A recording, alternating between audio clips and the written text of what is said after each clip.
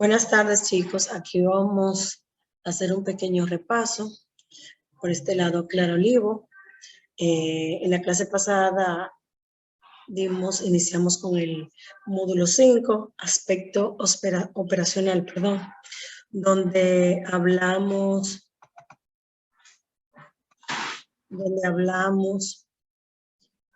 de la vulnerabilidad, que es colectivo, individual, personal, externo, interno. Estuvimos hablando sobre el control del operacional, donde hablamos de los diferentes tipos de riesgo que tenemos en la empresa, que todos estos riesgos van a depender de la actividad comercial a la que se dedica. Hablábamos del control operacional, es el corazón de la empresa donde se realizan las actividades y operaciones que van a dar fruto, el producto final a lo que la empresa se dedica.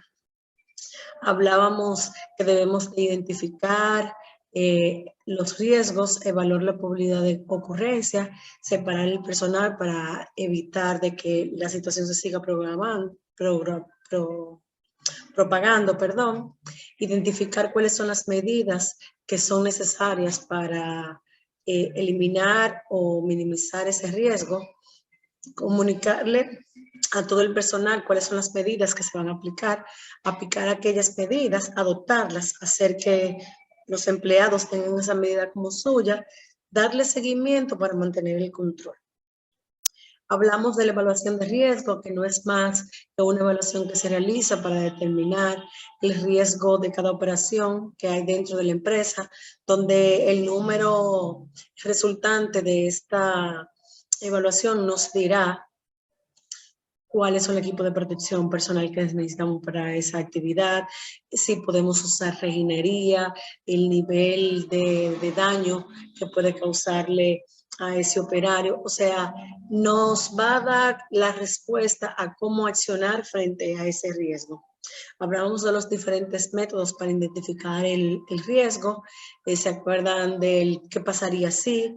Que es donde vamos a irnos hacia el futuro un poquito más adelante y pensar en cosas que pueden pasar para nosotros tener soluciones activas en base a eso. Tenemos el APR, que es la tabla de riesgo, donde se van a evaluar los riesgos, tanto por la severidad que puede ser como por la probabilidad de ocurrencia. Tenemos los 5 por qué, que es cuando le vamos hacia atrás haciendo preguntas, ¿por qué pasó esto? ¿Por qué pasó esto? Para nosotros encontrar la causa raíz. Tenemos ahí el FML, que es donde se identifica, se clasifican para luego eliminar aquellos. Tenemos la lista de chequeo, tenemos el FODA, que es un análisis interno y externo de la empresa. El diagrama Chicago, como comentamos en clase, es el diagrama conocido como espina de pescado, donde vamos a buscar la causa raíz. Tenemos los cuestionarios de análisis de riesgo, también diagramas de flujo, que es una vista de las operaciones que hay dentro de la empresa para nosotros poder visualizar o saber cuáles son los riesgos que pueden tener en eso. Análisis de información de la empresa, donde vamos a tomar todas las informaciones, cómo analizarla para tener una respuesta de cómo enfrentarnos a esos riesgos. Las inspecciones y, como siempre, los requisitos de ley son importantes. Hablábamos de que para evaluar estos métodos tenemos que usar el método cuantitativo y cualitativo. En el cuantitativo vamos a considerar números, valores, estadísticas, mientras que en la cualitativa, en el daño, la amenaza que hará en la empresa.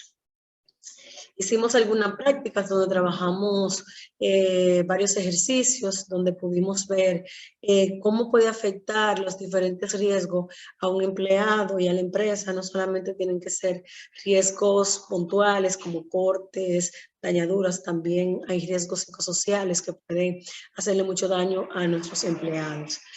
Hablamos del control de compras, donde sabemos ya que para hacer las compras necesitamos saber qué equipamiento necesitamos, hacer un procedimiento para poder tener el control de nuestras compras, donde hay algunas características que debemos saber, tales como qué equipo de protección necesito, cómo lo necesito, de qué calidad, si tengo los MSMS, o sea, yo debo de conocer todas las características de los equipos que voy a solicitar o lo que voy a comprar.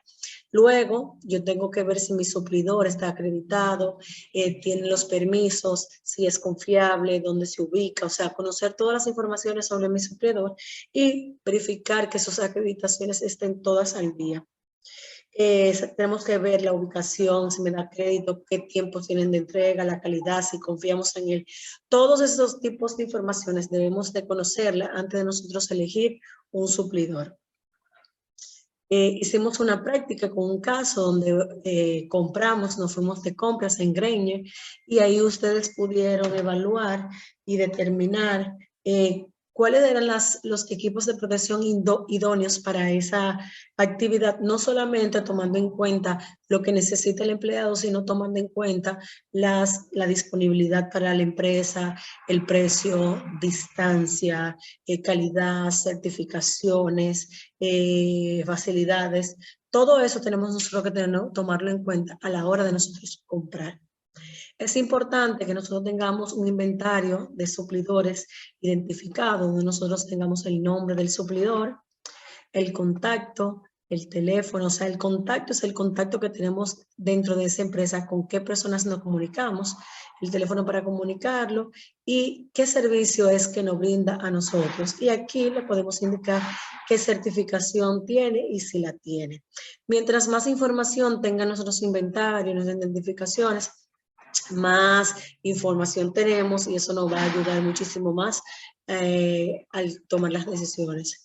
Por ejemplo, aquí tenemos un documento de una inspección, es un reporte donde estamos colocando la referencia de dicho extintor, aquí estamos ubicando dónde está ubicado y aquí están todos el checklist de lo que necesito saber, cuándo se hizo, si fue verificado, tiene la información de la empresa que está certificada, tenemos la fecha de cuándo se hizo y toda la información. Este tipo de documentos es importante que lo tengamos bien archivado dentro de nuestra empresa porque son evidencias de cómo estamos haciendo las cosas, quién es nuestro suplidor, si está acreditado, si está preparado, si tiene todos las disposiciones que la ley exige. Entonces, esto es para nosotros una evidencia de nuestro proveedor de que cumple con todo lo que exige la ley. Aquí tenemos, por ejemplo, otro documento donde tenemos una cotización de los servicios que se están solicitando a esta empresa. Y como le dije, todo tiene que estar claro y preciso. Aquí tenemos el nombre de la empresa con su logo, es una hoja timbrada, la cotización. Aquí estamos colocando la dirección y aquí tenemos todo lo que estamos solicitándole a ese fabricante, a ese suplidor.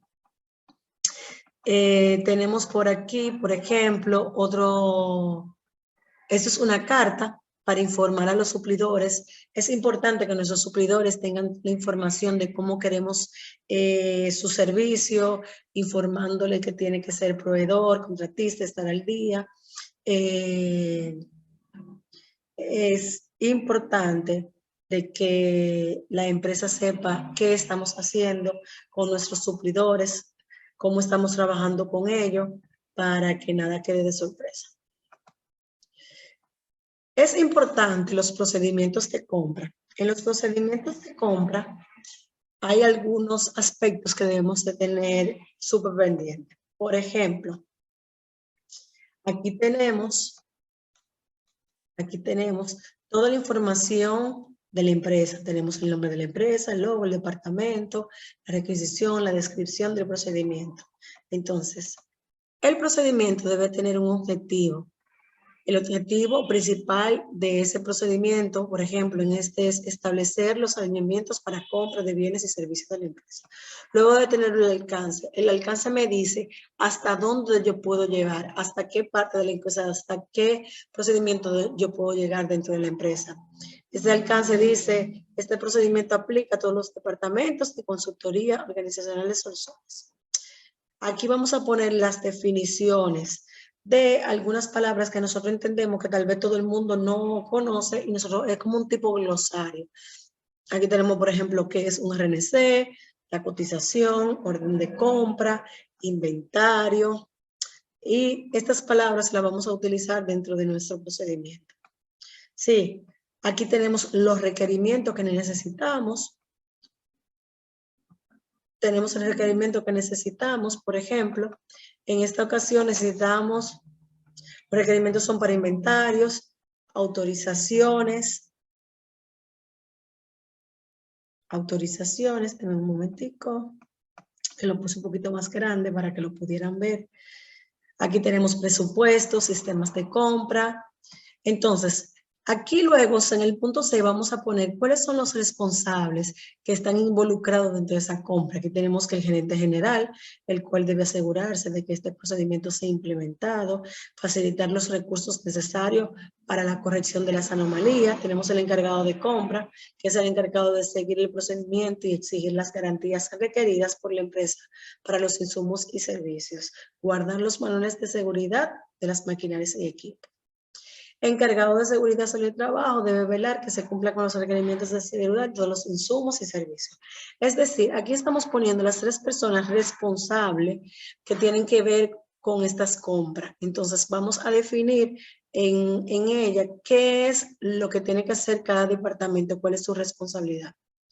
Y en el procedimiento, aquí tenemos la orden de compra, de herramientas y maquinarias, luego tenemos la orden de compra de repuestos y piezas, luego tenemos la orden de compra para equipo de protección personal, donde por ejemplo en este dice, luego de agotado el proceso de requisición, verificación de inventario, cotización y orden de compra, el encargado de compra puede exigir al suplidor la certificación de los equipos para tener récord y evidencia y se verifica si está de acuerdo con esta compra. Sí, es muy importante que nosotros detallemos cuáles son las órdenes que vamos a hacer dentro de la empresa. Recuérdense que un procedimiento es general. Sí, lo que nosotros vamos a poder tiene que abarcar toda la parte de esta operación. Luego al final vamos a colocar por quién está aprobado, quién realizó este procedimiento y la fecha de inicio, cierre. Este tema lo vamos a perdón,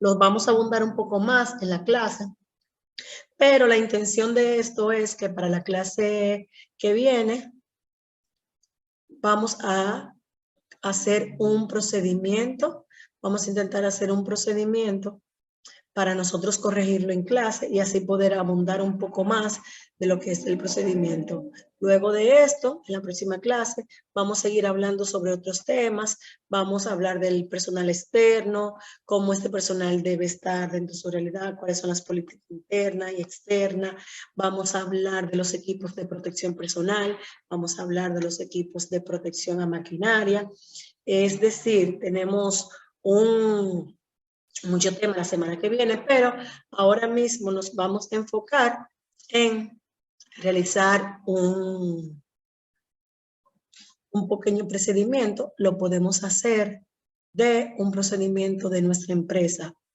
de alguna actividad de compra que se haga dentro de la empresa. Los procedimientos es muy importante que aprendamos a hacerlo correctamente, ya que en nuestro programa de seguridad cada acápite de los 20 elementos debe de tener un procedimiento de cómo se hace ese acápite. Así que esto fue un pequeño repaso, hablamos un poquito de los procedimientos. Ya en la próxima clase vamos a abundar y a terminar de completar el módulo 5 de aspecto operacional.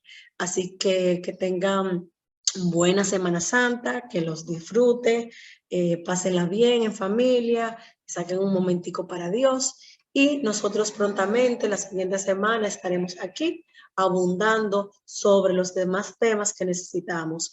Y muchísimas gracias por su atención. Que pasen feliz resto del día.